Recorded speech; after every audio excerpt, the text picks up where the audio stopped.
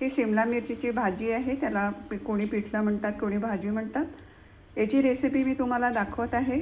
ती पूर्ण शेवटपर्यंत बघा आणि आवडल्यास सबस्क्राईब आणि शेअर नक्की करा. धन्यवाद. 1 पाव सिमला मिरची आहे, 1 टमाटर आणि आलं लसणाची पेस्ट टाकून सिमला मिरचीची भाजी करणार आहे. ती टेस्टी आणि हेल्दी छान भाजी होते. तर चला मी चिरून घेते आणि नंतर भाजी तयार करते. आता सिमला मिरचीची भाजी करायची आहे म्हणून मी ते बिया काढून छान चिरून घेतलेले आहे. त्यासोबत 1 टमाटरसुद्धा चिरलेला आहे. स्वच्छ धुवून पुसून नंतर बिया काढून चिरलेला आहे. यासाठी लागणारं साहित्य थोडंसं बेसन, जिरं, मोहरी, हळद, तिखट, मीठ आणि आलं लसणाची पेस्ट आणि कोथिंबीर. पातेलं गरम करायला ठेवलेलं आहे. आता मी याच्यामध्ये तेल टाकणार आहे. 2 चम्मच तेल टाकत आहे.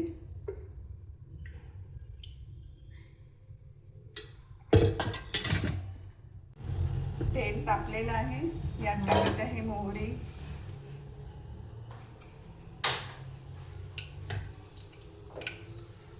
जिरं, थोडं हिंग,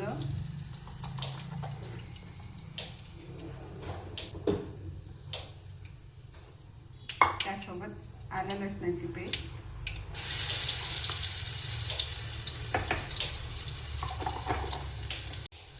आलं लसणाची पेस्ट तेलात होऊन द्यायची थोडी.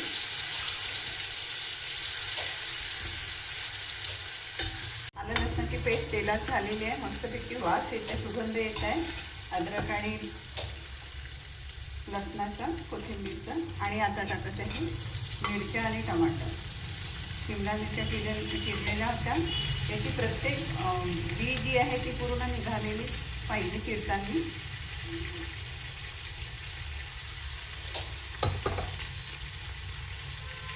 आणि हे टाकल्यानंतर अर्धा चम्मच हळद, चवीप्रमाणे मीठ आणि झाकून ठेवून द्यायचं. म्हणजे त्याला पाणी सुटतं. मग त्या पाण्यामध्ये आपल्याला तिखट आणि बेसन टाकायचं असतं. आता मी झाकून ठेवत आहे. आता तिखट टाकत आहे. मिरचीची भाजी असल्यामुळे थोडं तिखट कमी टाकायचं.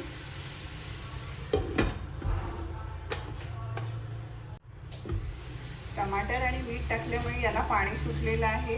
आलं लसणाची पेस्ट पण मस्त छानपैकी सुगंध येत आहे आणि रंगसुद्धा खूप छान दिसत आहे, हिरवागार. आता मी टाकत आहे याच्यामध्ये बेसन. हा पोह्याचा चम्मच आहे. या चम्मचनी 1 चम्मच आणि थोडंच टाकायचं, जास्ती नाही टाकायचं. भाजी टेस्टी होते आणि हे पाण्यामध्ये ते बेसन शिजून जाते. त्याला वेगळं पाणी टाकायची गरज नाही आणि झाकून ठेवून द्यायचं. मंद आचेवर ठेवल्याने जास्ती टेस्टी भाजी होते. सिमला मिरचीची भाजी तयार झालेली आहे. बघा रंग किती सुंदर दिसत आहे, हिरवा, ऑरेंज, लाल. आता मी याच्यावर टाकत आहे कोथिंबीर. ही टेस्टी, याला कोणी बेसन पिठलं म्हणतात, कोणी भाजी म्हणतात.